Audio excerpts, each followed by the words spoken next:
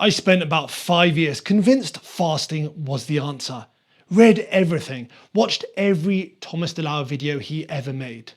I tried 16-8, 24-hour fasts and 72-hour fasts too. I even tried 1 meal a day for a period of time. And every single time, the same thing happened. I'd lose a bit of weight, feel like I had finally cracked it. And then somewhere around week 3 or 4, it would completely fall apart. I'd either binge or just quietly fall off and pretend I hadn't. Then I'd put the weight back on and tell myself I hadn't been disciplined enough. I hadn't had enough willpower. And I believed that for a longer time than I'd like to admit. My name is Adam, I'm a performance nutritionist, and over the last decade, I've helped over 200 men lose fat and keep it off. The fasting conversation keeps coming up because the men I work with are smart, they do their research, and fasting sounds logical. Eat less often, lose fat, burn more fat throughout the day, simple. I'm not here to tell you fasting is useless, it isn't. But the way most men approach it is costing them muscle, killing their training, and setting them up to rebound. I used to think the fasting window itself was doing something special, some metabolic magic, something men eating 3 meals a day just weren't getting. I was wrong.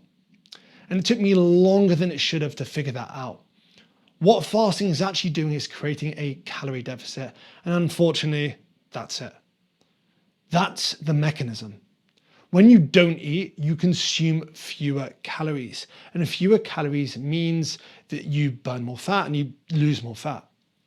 Fasting is just one way of getting there. And the research is pretty clear at this point. When you take 2 groups of people, put them in the same calorie deficit, the same protein intake, and just vary whether one's fasting and the other one's eating normally throughout the day, the fat loss results are almost identical. The fasting window isn't magic. It's a structure. And for some men, it's a useful one. If skipping breakfast means you eat less overall and you don't compensate later, it works. I'm not going to argue with that. But most men aren't using it like that. They're using it like a competition, some sort of flex. How many hours can I go? Can I stretch it to 20? Can I do 1 meal a day or 1 meal every other day? I've heard some strange stuff.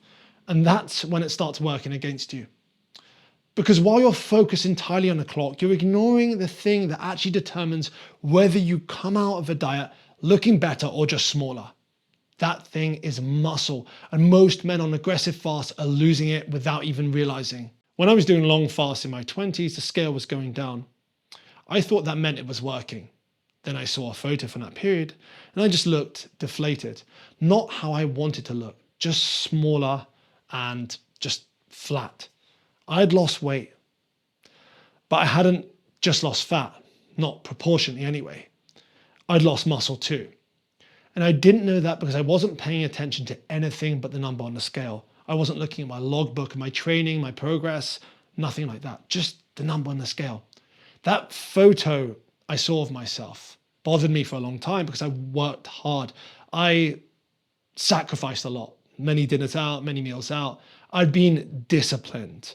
Yet I looked worse than when I started. And that was the core problem with clock-centered fasting for men who train. The goal isn't to weigh less. The goal is to carry less fat. Those things are not the same. And fasting done badly collapses the distinction between them. Muscle is what shapes a man's physique. And it's the first thing your body starts pulling from when you're in an aggressive deficit without enough protein coming in. Most men don't even notice it happening, just like me, because it's gradual. You feel a bit flatter and your lifts start to slip, but you think that's normal. Then your energy drops quite a bit and you just put it down to being in a deficit. But a well-run deficit doesn't feel like that. You're tired sometimes, sure, but you can still train hard. You're still there. It's the muscle loss that makes it feel like everything's falling apart and not the deficit itself. And what a lot of people don't know is when you lose muscle, it also drives up hunger even more. I remember tracking a typical fasting day and actually writing down the protein that was coming in. And the results were Embarrassing. 16 hours with nothing and then a light lunch with maybe 20 grams of protein. Then trying to catch up at dinner. I was eating plenty of calories, but really struggling to get anywhere near my protein target.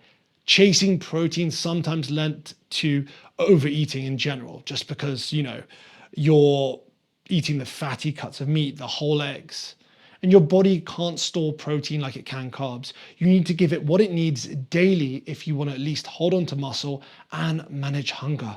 I had a client a few years back who was fasting 16 hours a day, training 3 times a week, wondering why the scale wasn't moving.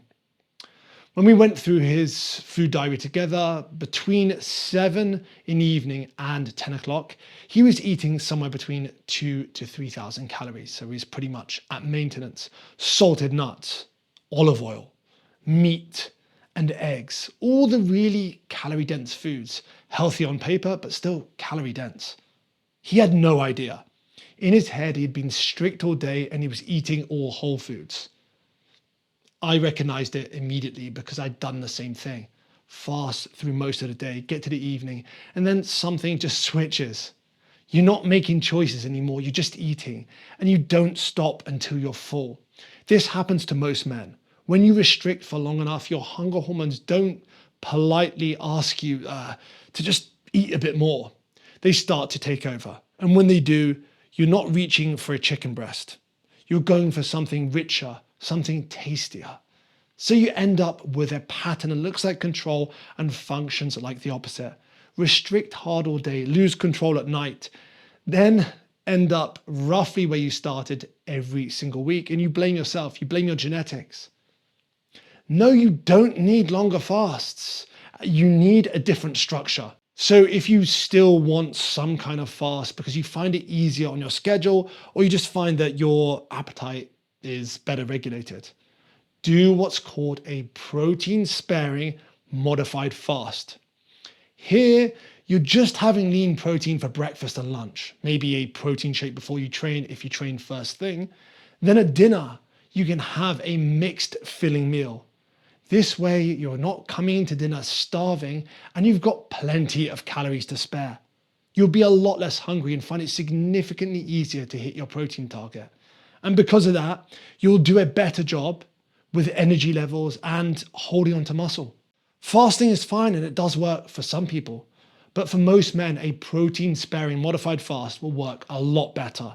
You won't be drained and losing muscle. And if you found this video useful, subscribe and watch this video next. I'll see you there.